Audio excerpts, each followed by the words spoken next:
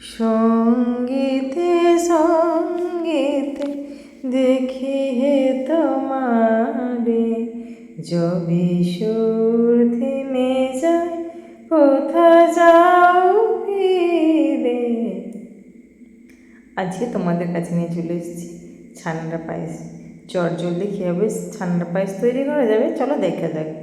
দেখো এখানে আমার অনেকটা দুধ ছিল, দুধটা আমি বেশ অনেকক্ষণ ধরে ফুটিয়ে ঘন করে নিয়েছি। প্রায় দেখো অর্ধেকটা ক্ষীর হয়ে গেছে, দেখতে পাচ্ছ দুধটা তোমরা চাইলে অল্প একটু মিল্ক পাউডার মেশাতে পারো, তাহলেও কিন্তু এরকম জিনিসটা হয়ে যাবে। আর অন্য পাত্রে নিয়েছি বেশ খানিকটা দুধ, এই দুধটাকে আমি ছানা করে নেবো।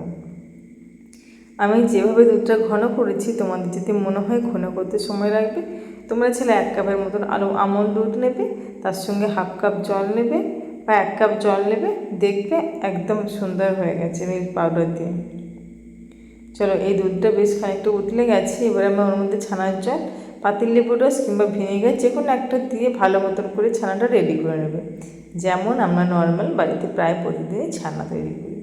দেখো সুন্দরভাবে ছানাটা তৈরি হয়ে গেছে, জলটা পুরো পরিষ্কার হয়ে গেছে, ওর মধ্যে কোনো রকম দুধ নেই, সেটা দেখেই বুঝতে পারা যাচ্ছে। চলো এটা একটা ছাঁকনির মধ্যে আমি ছেঁকে নেব। ছাঁকনির মধ্যে ছেঁকে নিলাম। দেখো সুন্দর বেশ অনেকটা ছানা হয়ে গেছে। দেখো এবারে যেই দুধের ক্ষীরটা বা বেশ দুধটা ঘন হয়ে গেছে, তার মধ্যে আমি পরিমাণ মতন চিনি দিয়েছি। পায়েস তো আমাদের জীবনে প্রায় প্রতিদিন লাগে। আজ এর জন্মদিন, কাল ওর, আজকে কোনো অন্নপ্রাশন বাড়ি, কালকে আইবুড়ো ভাত, কিছু না কিছু লেগেই আছে। আর যে কোনো শুভ অনুষ্ঠানে পায়েসটা কিন্তু খুবই মঙ্গলময় আমাদের মনে হয়, তাই দেখবে মাসে প্রায় 2-1 দিন আমরা পায়েস করেই থাকি। অনেক সময় চালের পায়েস কিংবা ছানার পায়েস, যে কোনো একটা পায়েস তো হয়েই থাকে। ছানার পায়েসটা খেতে কিন্তু ভীষণ সুন্দর। দেখো চিনিটা অলরেডি গলে গেছে, এবার আমি ওর মধ্যে দিয়ে দেবো যে ছানাটা আমি রেডি করে রেখেছি, সেই ছানাটা এর মধ্যে আমি আরেকটু চিনি দিলাম, কারণ টেস্ট করে দেখলাম চিনির পরিমাণটা কম হয়েছে।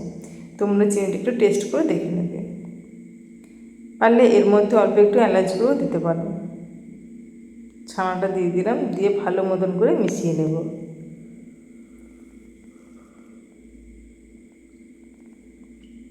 চলো খুন্তি দিয়ে ভালো মতন করে ছানাটা একটু ভেঙে ভেঙে পুরোটাতে ভালো মতন করে মিশিয়ে নেব।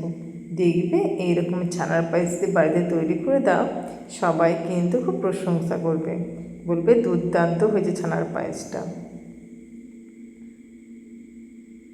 দেখো এইভাবে সুন্দরভাবে তোমরা রেডি করে নেবে। আর এটা কিন্তু খুবই চটজলদি ব্যাপার, বেশিক্ষণ একদম সময় লাগবে না ছানার পায়েস তৈরি করতে, আর বেশিক্ষণ ফোটানোর কোনো ঝামেলাও নেই।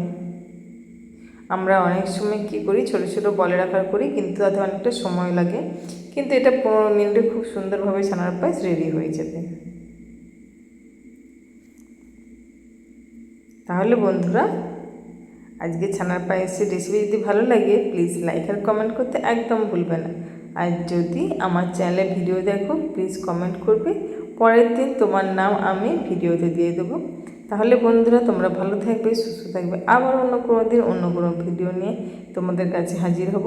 ততক্ষণ তোমরা ভালো থাকবে, সুস্থ থাকবে, ঈশ্বরের কাছে এই কামনা করি। আর শুভ দিনে এইভাবে পায়েস তৈরি করে বাড়ির আত্মীয়স্বজন বা নিজের প্রিয়জনকে খাওয়াবে, দেখবে অবশ্যই তোমার প্রশংসা করবে।